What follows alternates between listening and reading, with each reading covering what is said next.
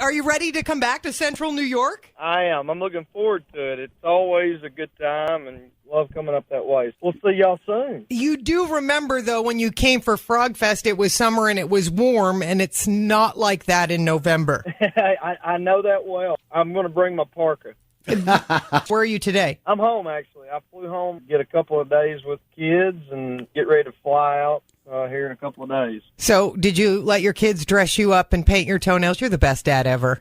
Well, thank you. I don't know about that. I try at least. I try to convince them of that. They haven't done that in a while. They've gotten my dad a time or two, and my road manager, they like the fresh meat, you know. Despite being a busy touring schedule, you've got in some hunting during the hunting season. Yeah, I just experienced my first mule deer hunt out in Wyoming. Got to take a pretty nice mule deer, my first, so it was a lot of fun. So now I saw some photos that were you and two deer. So who was hunting with you? He's a friend of mine who's a farmer out in California. I've learned that California can be much more rural than what I imagined. Who has the bragging right?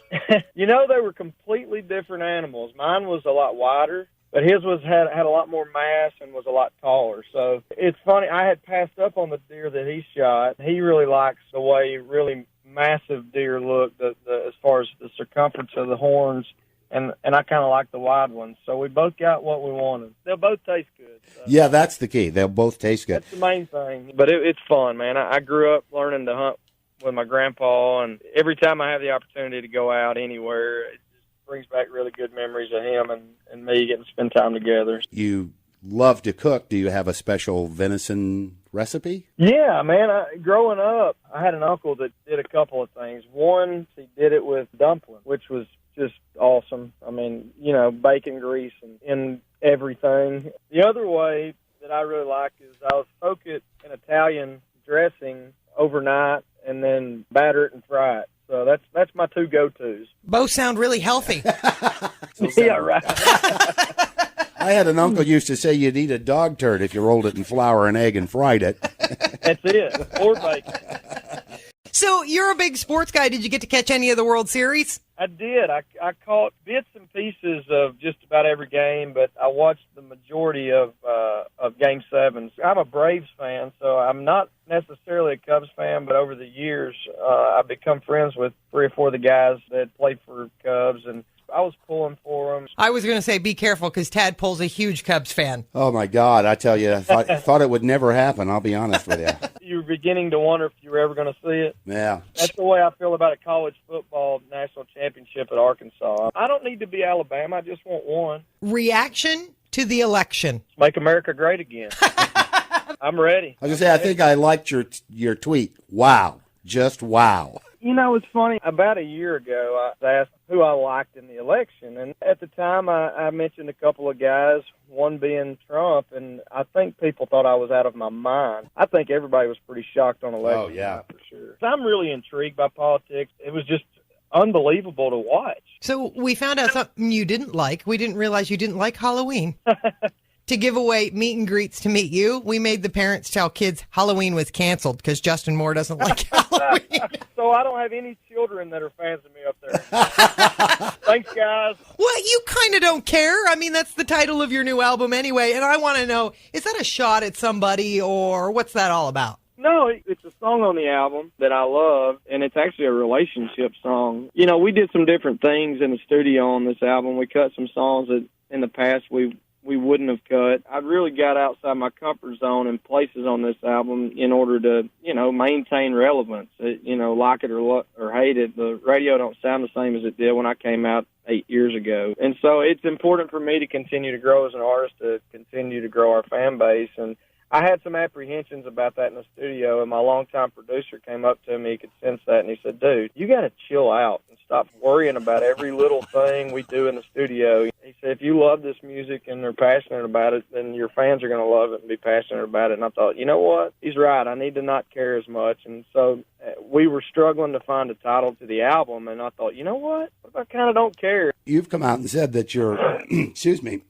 new song, Someone Else Will, is like maybe your favorite song you've ever recorded? It's definitely probably one of my favorites on this album. It's an example of one of those moments on the album that are different for us. So far, it seems to be well received. Some of them are like this, some aren't, where some of them right from the get-go, holy cow, I love this. And some of them it takes you getting in the studio. And this one, I liked the song, but when we got in the studio and recorded it, I absolutely fell in love with it. It's just not like anything, we've ever recorded, and especially not like anything we've ever put out on the radio.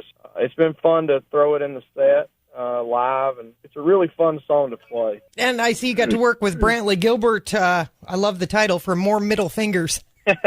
Yeah, Brantley and I were on tour together all year. We're really, really good friends and have been for a number of years. And excuse me, I got the same thing going on here that you do, buddy. We had a big hit record together a few years ago in Small Town Throwdown. I think ever since that, we both sought out an opportunity to work together again and called him. I said, dude, I got this song we need to do together. It's called More Middle Fingers. And he goes, I'm in. You look like I need a drink, #1, so what's your drink of choice? We're thrilled to have our 6th #1. Thank you to you guys for all the support on it and the fans. My drink of choice, it depends on the situation, but I like Crown, I like Kettle One, and it's surprising to some people, I really like wine. Red or white? Red. Really? I prefer red. I do. You seem to be appearing in more and more videos, like you got the acting bug or something? It's funny you say that because we just shot the video for somebody else, Will, and I did not act in this video because I refused. I'm convinced that I've been acting in more videos because they want to save on the budget. They don't want to hire actors. They always tell me, oh, no, you're just so good at it. And I'm thinking, y'all are just telling me that. No, you are. No, you are good. You got to think optimistic, not pessimistic. It's better than a real job to me, but shooting videos and acting is not really what I have a lot of passion for. As a matter of fact, I turned down the opportunity to do a movie earlier this year, and there's so much left for me to accomplish in music, and that's really what I'm super passionate about. You never know down the road. Maybe I'll act in more videos. So if you could only use one word, how would you describe the direction of country music? One word is hard. Golly, I don't ever get stumped. One word. Solid. Solid? Is that what you said? Yeah. I heard you did an interview and you were asked what was the most interesting thing you've seen at a concert. What'd I say? The Dodge Neon that was covered in mud at Frog Fest. Remember? It's been a few years since that. That was pretty awesome, though. I thought there were a bunch of rednecks in Arkansas, but a neon that you can't tell what color it is because of the mud is pretty hillbilly. I like it. Do you remember your worst interview ever? Oh, man.